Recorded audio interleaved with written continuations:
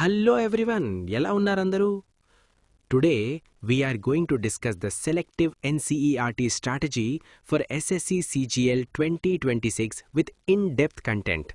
చూడండి, ఈ మధ్యకాలంలో ఎస్ఎస్సి సిజిఎల్ పేపర్స్ చూస్తుంటే ఒక కొత్త ట్రెండ్ కనిపిస్తుంది. చాలామంది స్టూడెంట్స్ వచ్చి, సార్ జిఎస్లో మార్కులు రావట్లేదు, ఎక్కడెక్కడి నుంచో బిట్లు అడుగుతున్నాడు అని ఏడుస్తున్నారు. వాళ్ళందరికీ ఈ వీడియో ఒక కనువిప్పు. క్లాస్లోకి వెళ్లే ముందు ఒక్క చిన్న మాట. మన స్కై అకాడమీ తెలుగు టెలిగ్రామ్ గ్రూప్లో ఇంకా ఎవరైనా జాయిన్ అవ్వకపోతే ఇప్పుడే వెళ్ళి జాయిన్ అవ్వండి. ఎందుకు చెప్తున్నానంటే అక్కడ మీకు ఫ్రీగా colourful hand written PDFs, mind maps, exam practice material అన్నీ దొరుకుతాయి. సార్ పీడిఎఫ్ ఎక్కడా, ఆ నోట్స్ ఎక్కడా అని నన్ను తర్వాత అడగద్దు. లింక్ డిస్క్రిప్షన్లో ఉంటుంది, చూసుకోండి. అక్కడ నేను పెట్టే ఒక్కో పేజీ మీకు ఎగ్జామ్లో ఒక్కో మార్కు తెచ్చిపెడుతుంది. క్లియర్గా ఉందా? సరే, ఇక అసలు విషయంలోకి వద్దాం. ఒక్కసారి గమనించండి. The NCERT reality check.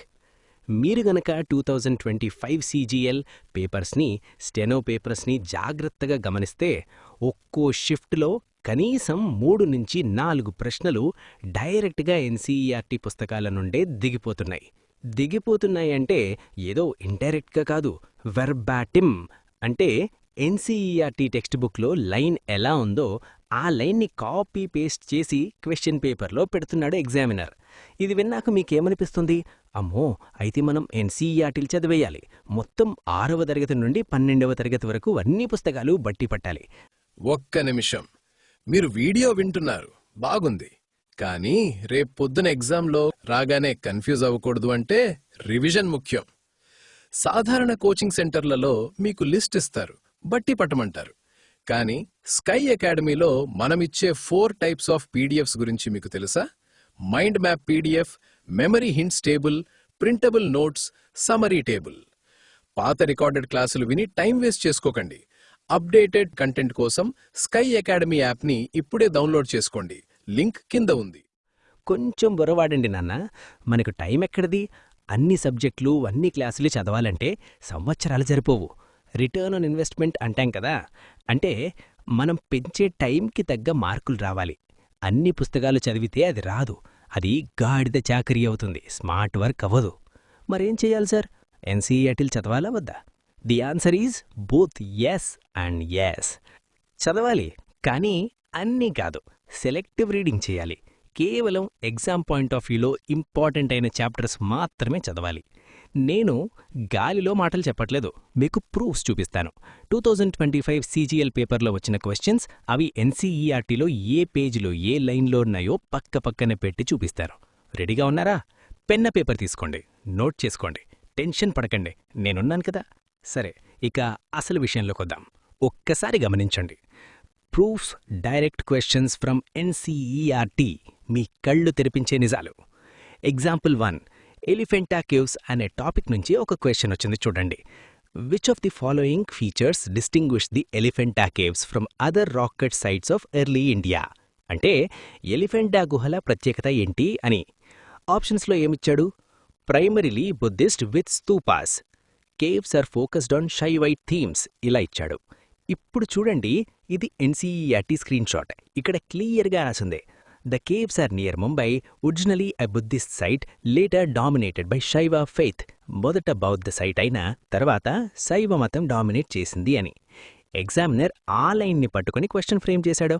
మనకి ఆ లైన్ తెలిస్తే ఆన్సర్ పెట్టడం చాలా ఈజీ, లేదంటే కన్ఫ్యూజ్ అయిపోతాం. క్లియర్గా ఉందా? నెక్స్ట్ క్వశ్చన్ చూడండి. Which of the following types of land slides involved in backward rotation of slipping material? బాబూ, ఇది వరల్డ్ ఫిజికల్ జాగ్రఫీ టాపిక్. మామూలు పుస్తకాల్లో ఇది దొరకదు, కానీ ఎన్సీఆర్టీలో చూడండి. Slump is slipping 1 or several units of rock debris with a backward rotation with respect to the slope. అదే line, అదే పదం, బ్యాక్వర్డ్ రొటేషన్. పక్కన డయాగ్రామ్ కూడా ఇచ్చాడు. ఆ డయాగ్రామ్ చూసినా మీకు మార్కు వచ్చేస్తుంది. మనమేం చేస్తాం? లూసెంట్ చదువుతాం, అరిహంత్ చదువుతాం, అందులో ఇవి ఉండవు.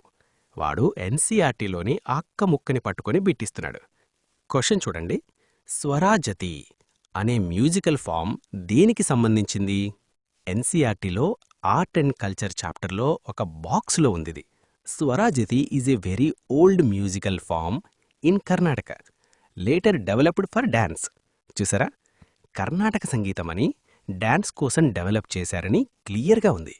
ఇది క్లాసికల్ మ్యూజిక్ థియరీ. పాటలు వినడం వేరు, ఈ థియరీ తెలియడం వేరు. ఇవి ఎన్సీఆర్టీలోనే దొరుకుతాయి. గ్లేసియల్ ల్యాండ్ ఫామ్స్ అంటే హిమానీ నదాల వల్ల ఏర్పడే భూస్వరూపాల మీద క్వశ్చన్. హ్యాంగింగ్ వ్యాలీస్, స్పర్స్ గురించి స్టేట్మెంట్స్ ఇచ్చాడు. ఎన్సీఆర్టీలో దీనికి డెడికేటెడ్గా ఒక పేజ్ మొత్తం థియరీ ఉంది, డయాగ్రామ్స్ ఉన్నాయి. ఆ డయాగ్రామ్ చూస్తే చాలు ట్రంకేటెడ్ స్పర్ అంటే ఏంటి, హ్యాంగింగ్ వ్యాలీ ఎక్కడ ఉంటుందనేది అర్థమైపోతుంది. ఆన్సర్ ఈజీగా పెట్టేయొచ్చు. నెక్స్ట్ 5th క్వశ్చన్ చూడండి.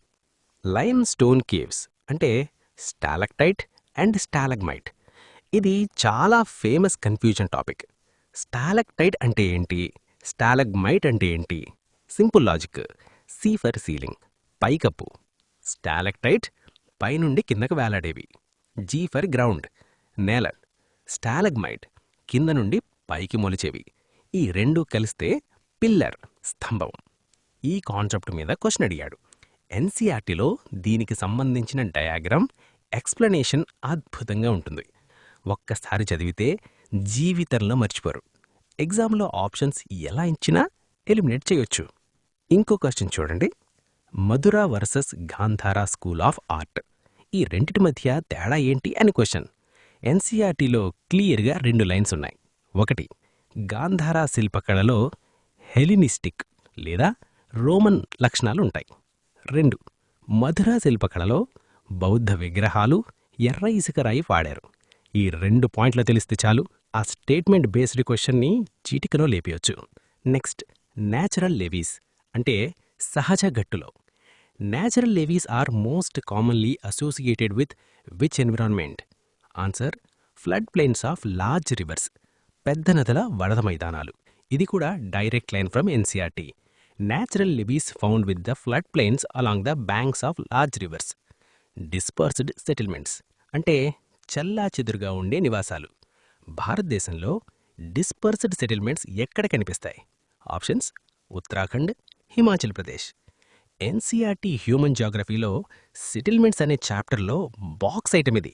Dispersed settlements possible in huts and remote jungles, Uttarakhand, Himachal Pradesh. సరే అండి, ఇప్పుడు మీరు అడగొచ్చు, సార్ మీరొక 8 క్వశ్చన్లు చూపించారు, సీజీఎల్లో 40 షిఫ్ట్లు జరిగాయి, అంటే ఇది కేవలం 1% కూడా కాదు కదా, దీనికోసం మేమంత కష్టపడాలా అని. బాబూ వినండి, నేను చూపించింది కేవలం శాంపుల్ మాత్రమే.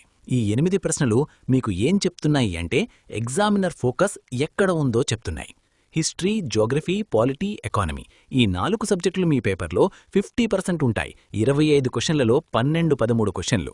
కానీ అందరూ చదివే పుస్తకాల్లో లేని టాపిక్స్ మీద వాడు ఫోకస్ చేస్తున్నాడు. మేజర్ ఫోకస్ ఏరియాస్ రాసిపెట్టుకోండి. 1. History, schools of art, Gandhara, Mathura, Amaravati. Architectural styles, Nagara, Dravida, Vesara. Core theory of music and dance. 2. Geography, landforms, భూస్వరూపాలు, జియోమోసిక్ ప్రాసెసెస్, సెటిల్మెంట్స్ అంటే నివాసాలు, పాపులేషన్, జనాభా. 3.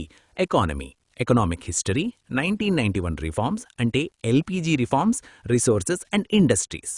మార్కెట్లో దొరికే ఏ స్టాండర్డ్ బుక్లోనూ ఈ టాపిక్స్ ఇంత డెప్త్గా, ఇంత క్లియర్గా అప్డేట్ అయి లేవు. అందుకే మనం ఎన్సీఆర్టీని పట్టుకోవాలి. మీ పేపర్లో వచ్చే ఆ 3-4 కష్టమైన ప్రశ్నలు, టఫ్ క్వశ్చన్స్ మీరు ఆన్సర్ చేయగలిగితేనే మీకు ర్యాంక్ వస్తుంది. ఈజీ ప్రశ్నలు అందరూ చేస్తారు, అవి చేస్తే జాబ్ రాదు. కాంపిటీషన్లో నిలబడతామంతే.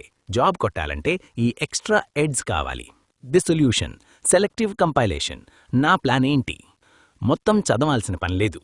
నేను మీకోసం వర్క్ చేశాను. మొత్తం 6వ తరగతి నుంచి 12వ తరగతి వరకు ఉన్న పుస్తకాల్లో ఈ టాపిక్స్కి సంబంధించిన చాప్టర్స్ని ఏరి కూర్చి ఒక లిస్ట్ రెడీ చేశాను. మొత్తం కలిపి ఒక 30 చాప్టర్స్ ఉంటాయి అంతే. రోజుకి ఒక 30-40 నిమిషాలు కేటాయించినా, ఒక్కొక్క చాప్టర్కి 2 రోజులు తీసుకున్నా 60 రోజుల్లో అంటే 2 నెలల్లో మీరు ఈ సిలబస్ని కంప్లీట్ చేయొచ్చు. బేసిక్స్ వచ్చాక అప్పుడు ఈ ఎన్సీఆర్టీ కంపైలేషన్ పట్టుకోండి. అదే మీరు రిపీటర్ అయితే, అంటే ఆల్రెడీ సిలబస్ అయిపోయింది కానీ మార్కులు పెరగట్లేదు అనుకుంటే స్టార్ట్ టుడే, ఇప్పుడే మొదలుపెట్టండి. The 4 round strategy. Round 1 first reading. ఇది చాలా ముఖ్యం. నవల చదివినట్లు చదవండి. ప్రెజర్ తీసుకోవద్దు, చదువుతూ వెళ్ళండి. చదువుతున్నప్పుడు పెన్సిల్తో ఇంపార్టెంట్ లైన్స్ని అండర్లైన్ చేయండి. ముఖ్యంగా బాక్సెస్ అంటే బాక్సుల్లో ఉన్న మ్యాటర్ని అస్సలు వదలొద్దు. ఎన్సీఆర్టీ బాక్సులే మనకు మార్కులు కురిపించి గనులు. గుర్తుపెట్టుకోండి, ఒక పేజీలో 3-4 ఇంపార్టెంట్ లైన్స్ కంటే ఎక్కువ ఉండవు. Round 2 and 3 revision. ఇప్పుడు మొత్తం చదవకూడదు, కేవలం మీరు అండర్లైన్ చేసిన లైన్స్ మాత్రమే చదవాలి. ఆ బాక్సులు మాత్రమే చూడాలి. ఇలా 2 సార్లు రివిజన్ చేయాలి. దీనివల్ల మీకు సబ్జెక్ట్ మైండ్లో ప్రింట్ అయిపోతుంది. Round 4 making notes. 3 సార్లు చదివాక ఇప్పుడు ఆ అండర్లైన్ చేసిన పాయింట్స్ని, బాక్సుల్లో ఉన్న మ్యాటర్ని ఒక నోట్బుక్లో రాసుకోండి. దీన్నే వన్ లైనర్ నోట్స్ అంటాం. ఆ 350 పేజీల పుస్తకం చివరికి మీ నోట్స్లో 45 పేజీలకే వచ్చేస్తుంది. ఎగ్జామ్ ముందు మీరు చదవాల్సింది ఈ 45 పేజీలే. Why not read direct notes? డైరెక్ట్గా నోట్స్ ఇవ్వచ్చు కదా సార్. మంచి ప్రశ్నే. నేను నోట్స్ ఇస్తున్నాను, కానీ అది మీకు హెల్ప్ అవ్వదు. ఎందుకంటే ఎగ్జామ్లో ఇంట్యూషన్ అంటే అంతర్దృష్టి కావాలి. కొన్నిసార్లు ఆన్సర్ తెలియకపోయినా మన మైండ్ ఇది కరెక్ట్ అయ్యే ఛాన్స్ ఉంది అని చెప్తుంది. అది ఎప్పుడు జరుగుతుంది అంటే మీరు ఆ బ్యాక్గ్రౌండ్ స్టోరీ, ఆ కాంటెక్స్ట్ చదివినప్పుడు మాత్రమే. ఎలిమినేషన్ టెక్నిక్ అన్నాం కదా, అది వర్కౌట్ అవ్వాలంటే మీకు సబ్జెక్ట్ మీద బేసిక్ టు కాంక్రీట్ అండర్స్టాండింగ్ ఉండాలి. లేదంటే ఎలిమినేషన్ పేరుతో ట్రాప్లో పడిపోతారు, నెగిటివ్ మార్కులు తెచ్చుకుంటారు. అందుకే first round reading compulsory. Practical demonstration. ఒక పేజ్ తీసి చూపిస్తాను చూడండి. ఆర్ట్ అండ్ ఆర్కిటెక్చర్లో ప్రీ హిస్టరీ పెయింటింగ్స్ అనే టాపిక్. స్టార్టింగ్లో ఇంట్రడక్షన్ ఉంటుంది, అది జస్ట్ స్టోరీ, స్కిప్ చేసేయచ్చు. కానీ కొంచెం కిందకి వెళితే లకుడియా రాక్ షెల్టర్ అని ఉంది. ఇది ఎక్కడుంది? ఉత్తరాఖండ్లో. ఏ నది ఒడ్డున? సుయాల్ రివర్.